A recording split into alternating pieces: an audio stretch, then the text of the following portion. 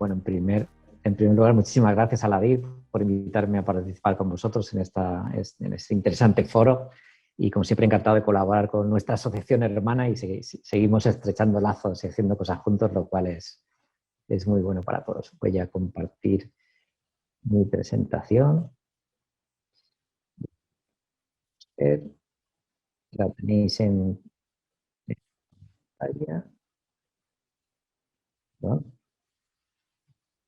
¿La estáis viendo correctamente? Sí, perfecto. Muy bien. Bueno, pues yo he elegido se me sugirió algún tema para esta presentación y voy a hablaros de contaminantes de preocupación emergente, características y eliminación. Seguro que todos habéis asistido a muchos foros últimamente respecto a este tema, todos sabéis mucho. Y por tanto, yo lo que he querido con esta presentación es dar una visión un poco diferente, quizá tocar algunos aspectos que a lo mejor no habéis pensado o habéis mirado de otra manera, y quiero darle un poco la vuelta. Evidentemente voy a hacer unas definiciones, enseñaros un poco cuáles son las tecnologías de tratamiento y tal, pero veréis como alguna cosa quizá no habéis pensado. Bueno, este es el contenido de la presentación. En primer lugar, una introducción. Hablaré de las fuentes de estos contaminantes, perspectivas y regulación. Hablaremos un poco de tratamientos. Os daré algunos ejemplos y casos de estudio y para acabar con las conclusiones. Bueno, respecto a los contaminantes emergentes, pues son compuestos que se han detectado en las aguas recientemente, que eran o previamente desconocidos o que no se habían reconocido previamente como contaminantes, y sobre los cuales hay preocupación acerca de sus efectos sobre la salud y del medio ambiente. Yo prefiero la definición que utilizan los anglosajones de compuestos de preocupación emergente, porque estos compuestos no es que sean nuevos, lo que ha emergido es la preocupación sobre ellos. Bueno, ¿y qué son estos compuestos que llamamos emergentes? Pues son distintas familias de compuestos que incluyen pues, medicamentos y productos farmacéuticos, productos de cuidado personal, pesticidas, drogas, etc. En algunos casos, bueno, a veces se incluye también los microplásticos dentro de estas categorías, aunque realmente los microplásticos no son compuestos, son familias de distintos compuestos y combinaciones de compuestos diferentes, ¿no? Cuando hablamos de contaminantes emergentes o de preocupación emergente, tenemos que hablar también de los metabolitos y sus subproductos, es decir, estas sustancias se degradan en el medio ambiente y, por tanto, producen otro tipo de sustancias que pueden ser, a su vez, contaminantes emergentes. Y tenía ahí una pregunta que a lo mejor os sorprende también, ¿y los restos de vacunas pueden ser contaminantes emergentes en el futuro? Bueno, los residuos hospitalarios, de hecho, son residuos y tienen un tratamiento especial. Yo no soy, por supuesto, no soy ni negacionista ni antivacunas, os sugiero que os vacunéis todos como yo ya he hecho, pero hay 1.700 millones de personas ya vacunados. Pero bueno, yo lo que quería lanzaros era la reflexión, ¿no? De qué tipo de compuestos nos encontramos de repente que emergen o que nuestra preocupación se incrementa sobre ellos, ¿no? Y bueno, pues tenemos ahí muchísimas vacunas y restos de vacunas y residuos hospitalarios que puede que, si no se trataran bien, podrían llegar al medio ambiente, ¿no? Bueno, ¿por qué nos preocupan los contaminantes emergentes? Bueno, pues porque pueden acabar en las fuentes de agua y, por tanto, ser un peligro para la salud humana y el medio ambiente.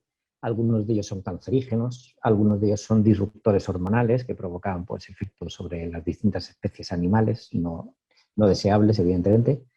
En muchos casos no hay regulación, no hay legislaciones ni concentraciones máximas de su vertido en muchos casos, con lo cual no sabemos muy bien qué es lo que está permitido y qué no. Como decía antes, muchos productos son de consumo habitual, son antibióticos, medicamentos, tomamos el ibuprofeno en casa o la cafeína o drogas, etc. Y los consumimos de forma habitual, por tanto, están en grandes cantidades en nuestro medio ambiente, ¿no? Y luego, por último, decir que la lista de compuestos pues, puede llegar hasta casi infinito, o sea, va creciendo día a día, nuevos compuestos, nos vamos preocupando sobre ellos, y además su detección, ya solo su análisis y su tratamiento, pues es caro, elevado coste. Bueno, tradicionalmente se han utilizado, a los seres humanos nos encanta hacer listas de todo, y en contaminantes pues se han utilizado muchas listas en el pasado, sustancias peligrosas, prioritarias, etcétera, ¿no?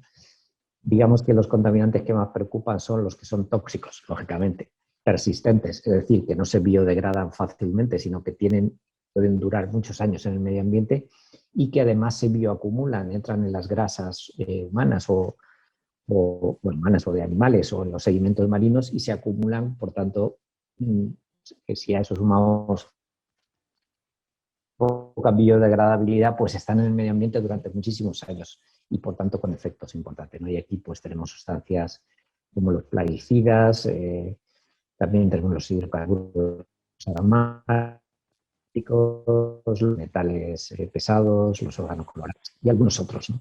Entonces, bueno, hay muchas listas de compuestos y, como decía, pues los emergentes son compuestos a los que quizá no se les había prestado atención anteriormente.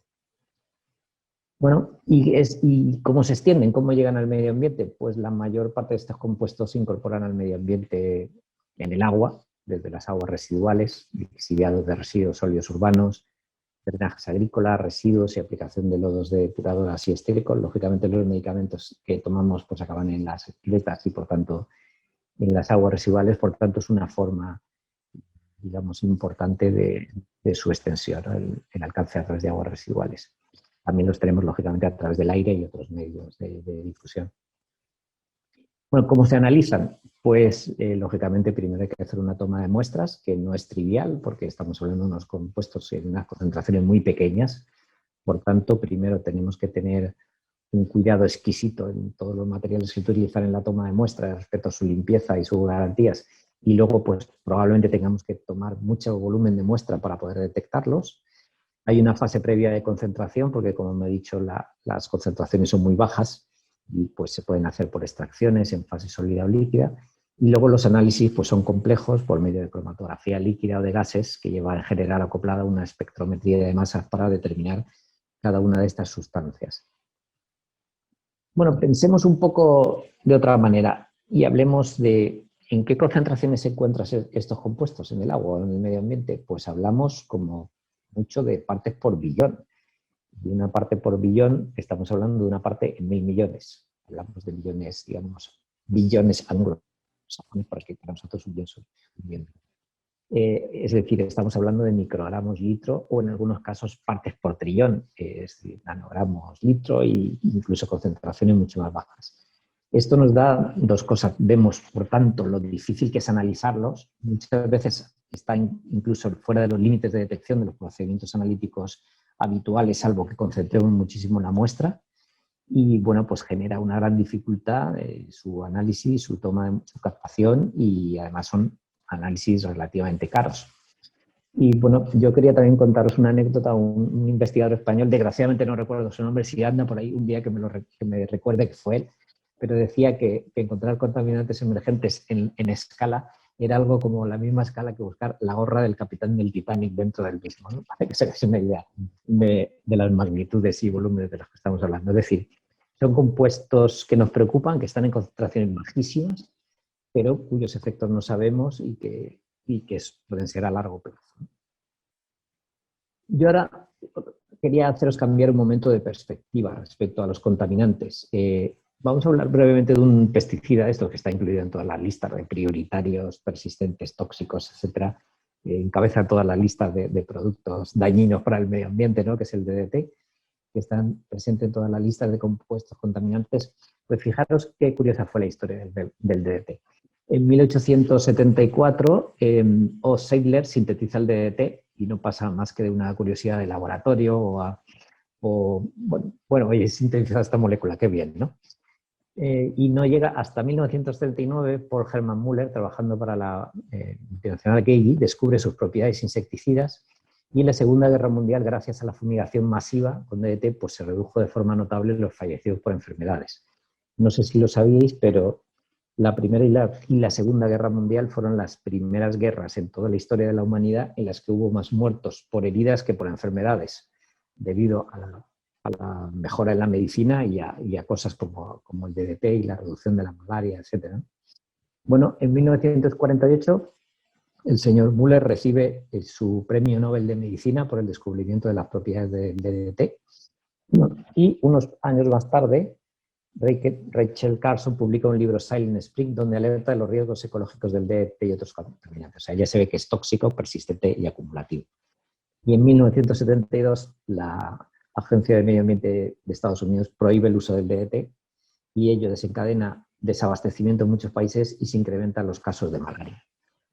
Fijaros, veis cómo la percepción sobre lo que es un contaminante o lo que es un compuesto que es bueno para la humanidad tiene una línea divisoria extraña, ¿no? Y a veces pasan este tipo de cosas, ¿no?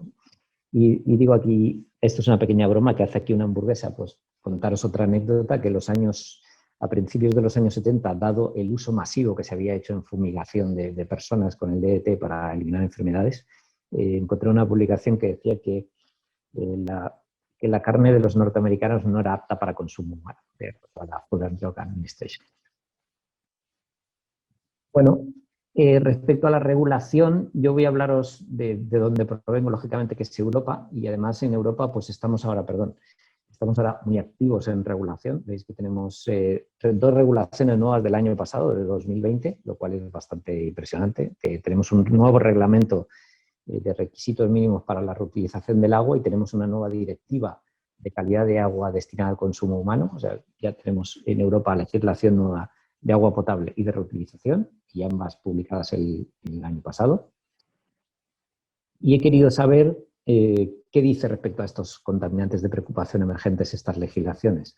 Hablemos primero del agua potable. En calidad de agua potable, lo que se ha hecho es introducir una lista de observación para compuestos emergentes, productos farmacéuticos y microplásticos, lo cual quiere decir que de momento no están en una lista en la que se diga, pues, tantos microgramos por litro de esta sustancia equivalen a que el agua no es potable, ¿no? Sino que lo que hay es, o sea, se tira un poco la pelota hacia adelante, ¿no? Es decir, bueno, vamos a observar esto, vamos a evaluar la evidencia científica sobre cada una de estas sustancias y sus concentraciones y ya lo regularemos más adelante, pero queda dicho que esto hay que observarlo y que hay que estar preocupado por ello, ¿no?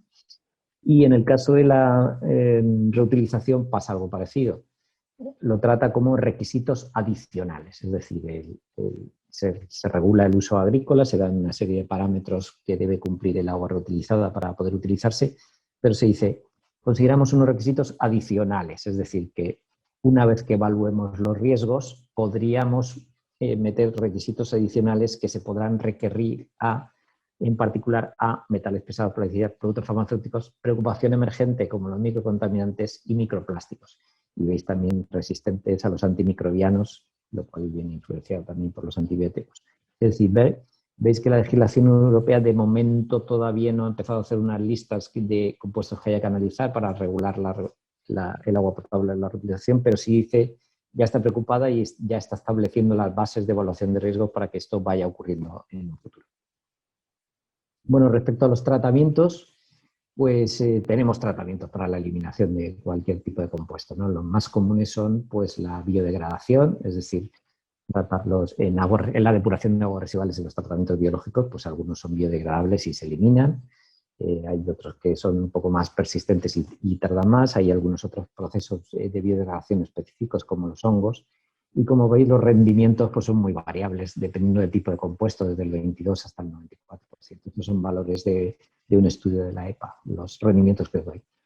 Tenemos, por otro lado, la absorción sobre carbono activo, que es otro método habitual de eliminación de microcontaminantes, o zeolitas, etcétera, y vemos que los rendimientos también son muy variables.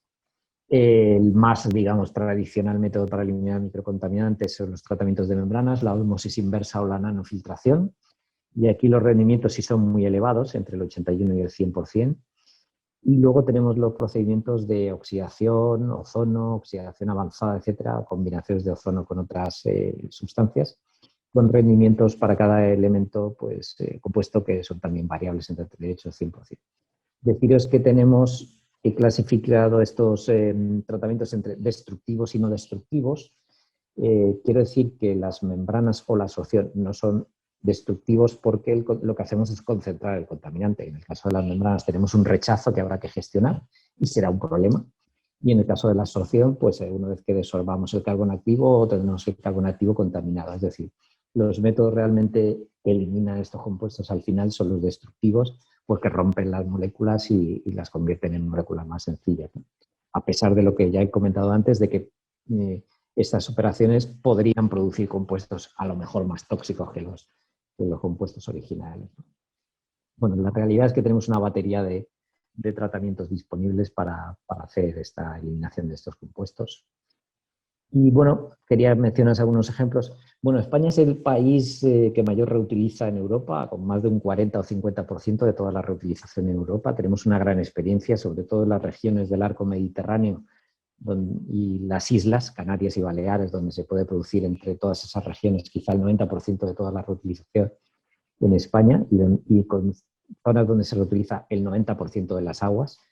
Y bueno, pues hay muchos ejemplos de todo tipo de plantas de tratamiento. Aquí tenéis algunos ejemplos de grandes plantas de reutilización en España con distintas tecnologías. Veis que hay muchas con osmosis inversa, microfiltración, ultrafiltración. Tenemos MBRs seguidos de tecnologías de desalación como la electrodiálisis reversible, etcétera. Es decir, tenemos una batería de tratamientos muy amplia. Decir que estos tratamientos no se han puesto específicamente porque se quisiera eliminar microcontaminantes emergentes, sino que en general estos tratamientos de desalación se han incluido para reducir la salinidad de las aguas residuales tratadas para su uso posterior.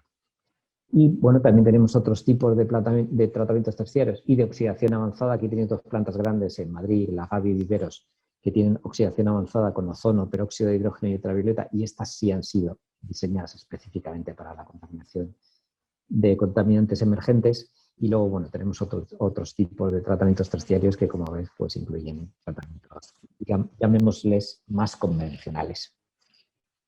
Bueno, y os comento ahora dos casos en los que he participado personalmente. Pues una de estas depuradoras que comentaba, que es una planta grande de 1 metro cúbico por segundo, que contiene oxidación avanzada con ozono y agua oxigenada más ultravioleta. Y ahí veis una tabla de análisis. Bueno, uno de los problemas con el que nos encontramos muchas veces cuando hacemos análisis o plantas de este tipo es que no se detectan los contaminantes emergentes en el agua residual o están por debajo del límite de detección. Y entonces, pues es difícil saber qué hacer con ello, ¿no? Esta planta realmente, bueno, el cliente quería que la planta contara ya con estos tratamientos para estar preparada para el futuro.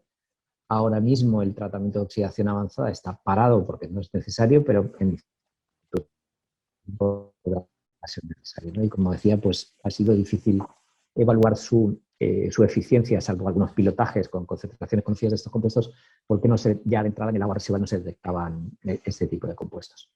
Y este es un ejemplo interesante en el sentido del uso de tecnologías blandas para eliminación de contaminantes emergentes que quizá no es menos conocido, ¿no? Este fue un pilotaje que hicimos en una planta en Asturias con un filtro verde, con una mimbrera, y además instalamos una red de drenaje para saber qué pasaba con el agua lixiviada por este filtro verde, ¿no?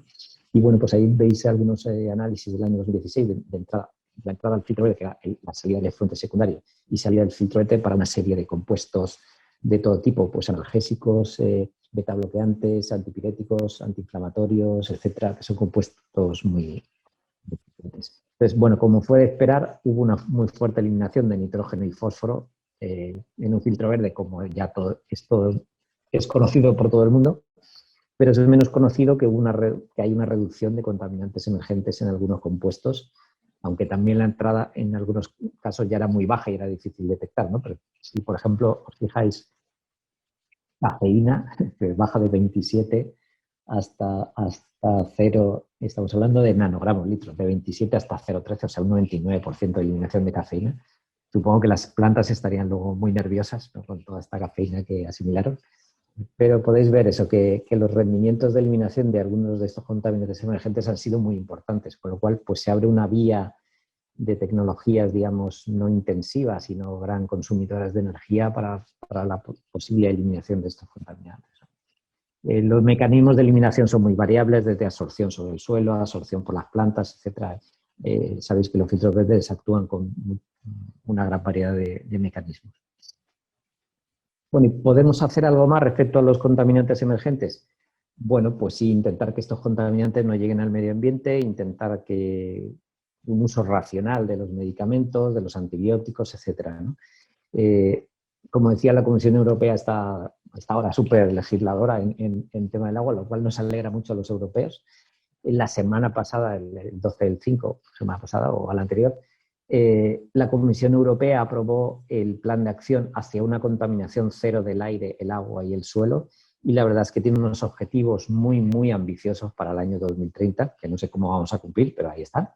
Mejorar la calidad del aire y reducir en un 55% el número de muertes prematuras causadas por contaminación atmosférica. Mejorar la calidad del agua reduciendo los desechos plásticos en el mar en un 50% y los microplásticos en un 30%. Mejorar la calidad del suelo reduciendo los nutrientes y plaguicidas en un 50%. Reducir en un 25% los ecosistemas de la Unión Europea cuya biodiversidad es amenazada. Disminuir un 30% el porcentaje de personas crónicamente afectadas por el ruido del transporte y reducir significativamente la generación de residuos. Y hay una serie de iniciativas y acciones para cumplir este plan que, como digo, a mí me parece tremendamente ambicioso, que son ajustar todavía más las normas de calidad del aire a las recomendaciones de la OMS, revisar todavía más las normas de calidad de agua, incluidas las de ríos y mares, reducir la contaminación de los suelos, revisar prácticamente toda la legislación de la Unión Europea en materia de residuos, fomentando la economía circular, fomentar una contaminación cero procedente de la producción y consumo, presentar indicadores de rendimiento ecológico, acortar las desigualdades sanitarias, especialmente a los más vulnerables, reducir la huella de contaminación exterior de la Unión Europea, restringiendo, esto es importante, la exportación de productos y residuos que acarreen efectos nocivos y tóxicos de terceros países, es decir, esto va a afectar al comercio con la Unión Europea. Poner en marcha laboratorios vivientes para soluciones digitales ecológicas, consolidar centros de conocimiento, es importante la formación sobre contaminación cero, y hacer cumplir las normas de contaminación cero de la forma más rigurosa. O sea, es un plan tremendamente ambicioso y veremos cómo lo cumplimos y qué dotación presupuestaria se le da, ¿no? Pues nada, no quiero entreteneros mucho más, simplemente como conclusiones, bueno, pues deciros, los contaminantes de preocupación emergente, como hemos visto, pues son compuestos cuya lista va en crecimiento, nos vamos preocupando de muchos ellos a medida que nos damos cuenta de que pueden ser peligrosos para el medio ambiente, pero tenemos varios problemas, son caros de analizar, no se conocen los efectos a muy largo plazo en estas cantidades tan pequeñas en las que los encontramos. Por tanto, paso al punto 2, tenemos que hacer una vigilancia y evaluación de riesgos. Tenemos que seguir estudiando su presencia, hay que buscarlos, hay que analizarlos, hay que ver cuáles son sus efectos y evaluar sus riesgos, incrementar su presencia en la legislación, aunque como veis de momento tímidamente. Claro, otro problema es que lo digo luego en la 4, lo que no podemos tampoco es hacer una legislación sobre reutilización de aguas residuales en el que pidamos un análisis de 1000 sustancias cada 15 días a nuestra agua residual para confirmar que eso sería disuasorio de la reutilización, ¿no?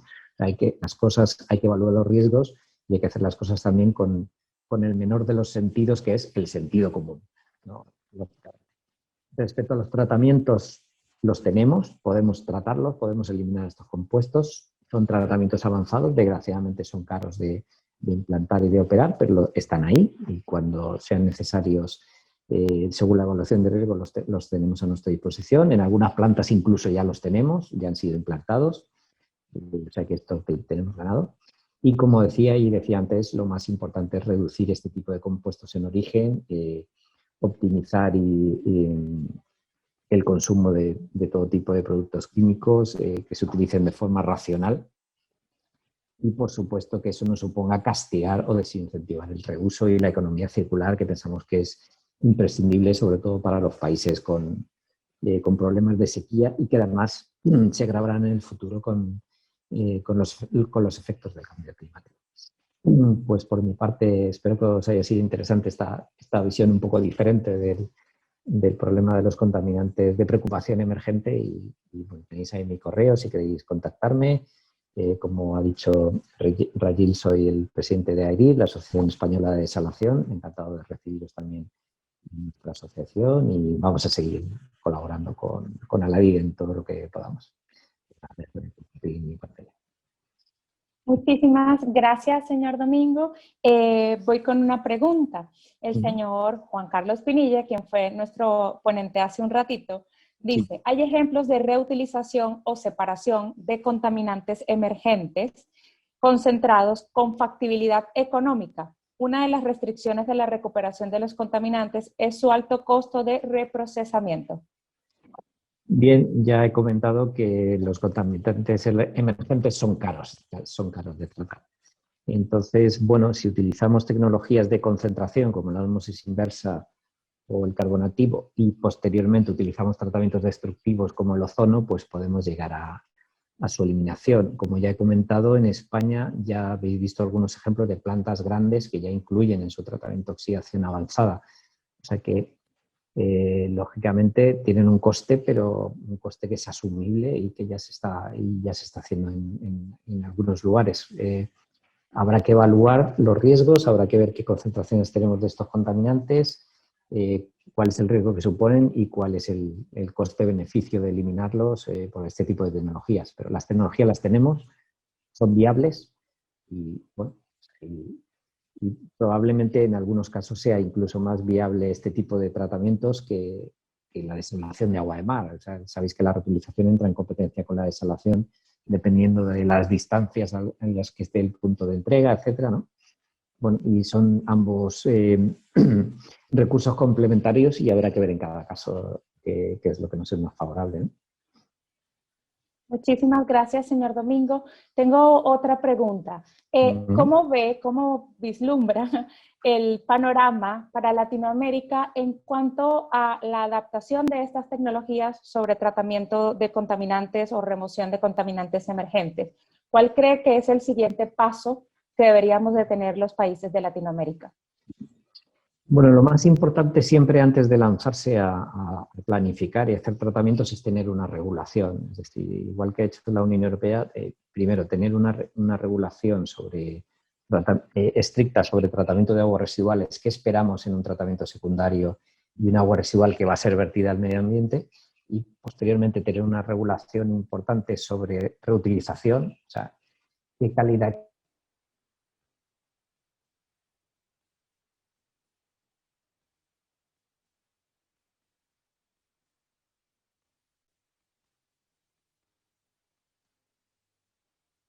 igual que en Europa, que cualquier otro país a nivel mundial, las tecnologías están disponibles, se están utilizando.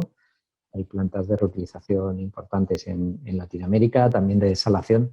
Por tanto, no hay una barrera en la aplicación de estas tecnologías en estos países. Quizá la barrera, pero la tenemos todos, ¿no? Latinoamérica, la tenemos en Europa también, es la barrera económica, ¿no? El coste de estos tratamientos, pero bueno, habrá que ir quiero decir, a medida que fomentamos la reutilización y necesitamos esta agua, pues habrá que ir incrementando el coste. Igual que ocurre con la desalación, o sea, tenemos muchos países con sequía, el cambio climático lo va a agravar, vamos a necesitar otros recursos y estos recursos pues son más caros que las aguas superficiales o las aguas subterráneas. Por tanto, pues tendremos que ir poco a poco incorporándolas en nuestra planificación. Muchísimas gracias una vez más, señor Domingo, y todo el equipo de AEDIR. Es un placer seguir contando con usted y su maravillosa experiencia.